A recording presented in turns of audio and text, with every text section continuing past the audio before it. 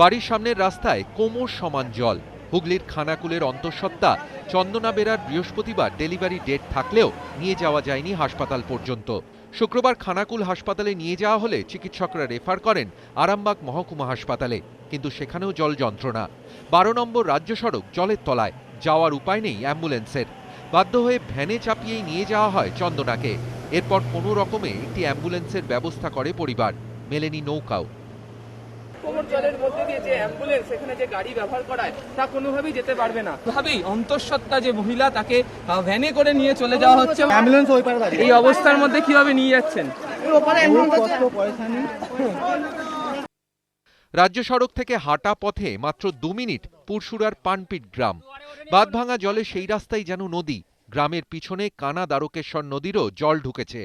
Viral fever, diarrhoea নিয়ে 3 বছরের অদিতির তাই চিকিৎসকের কাছে যাওয়ার উপায় নেই। গ্রামে নেই কোনো চিকিৎসকও। ভাইরাস জ্বর হয়ে গেছে, জ্বর ছাড়ছে না। রক্ত পরীক্ষা বলেছে, রক্ত পরীক্ষা যেতে পারছি না। নিজে যেতে পারবো কি করে, নৌকো নেই তো। পানপিটেই নদী ভাঙনের কবলে 2.5 বছরের আয়ুষ বাউরির বাড়ি। ভাইরাল ফিভারে আক্রান্ত হলেও চিকিৎসকের কাছে যেতে পারেনি আয়ুষও। 1 সপ্তাহ ধরে জ্বরে ভুগলেও একই অবস্থা বছর 65-র সন্ধ্যা মণ্ডলের।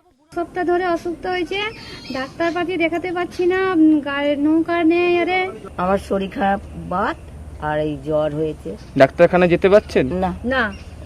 জল ঢুকে প্রতিদিনই একটু একটু করে ভেঙে যাচ্ছে পানপিট গ্রামের শেষ বাড়িটা। ভাগ চাষিদের 5 জনের সংসারে জলে নষ্ট হচ্ছে খাদ্যশস্য। জল পেরিয়ে তাই মন্দিরে গিয়ে খাবার মজুত করছেন তারা। ঘরে কি জল ঢুকে গেছে? কোথায় রাখবেন? ওই ঠাকুর মন্দির, একটা বাড়ি ঠাকুর মন্দির আছে। পুরসুরা ও খানাকুলের মাঝের এক গ্রাম সুলতানপুর। গ্রাম না নদী তা অবশ্য বোঝার উপায় নেই। গ্রামের একমাত্র প্রাথমিক স্কুল ও অঙ্গনওয়াড়ি কেন্দ্রটিও জলের তলায়। দ্বীপের মতো বিচ্ছিন্ন হয়ে বাড়িতে থাকছেন কয়েকজন মানুষ। নেই খাবার জল, বাড়ছে সাপের ভয়ও। তো 3-4টে সাপের প্রাণ বাঁচিয়ে বাঁচতে হবে, এটাই হচ্ছে আমাদের কাজ। 10 বিঘা ধান চাষের জমি চলে গিয়েছে জলের তলায়। নিজের লাভ ক্ষতি নিয়ে তাই ভাবছেনই না সুলতানপুরের বিশ্বজিৎ বাগ। দুর্গতদের সাহায্যে উঠে পড়ে লেগেছেন তিনি। নৌকা নিয়ে দুর্গতদের পাশে দাঁড়াচ্ছেন বিশ্বজিৎ। গ্রামেরই সাধারণ যুবক, তারাই অবশ্য সাহায্য করতে নেমেছেন।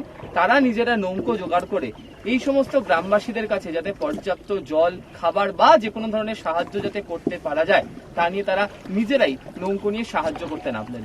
Bureau report, ETV news Bangla.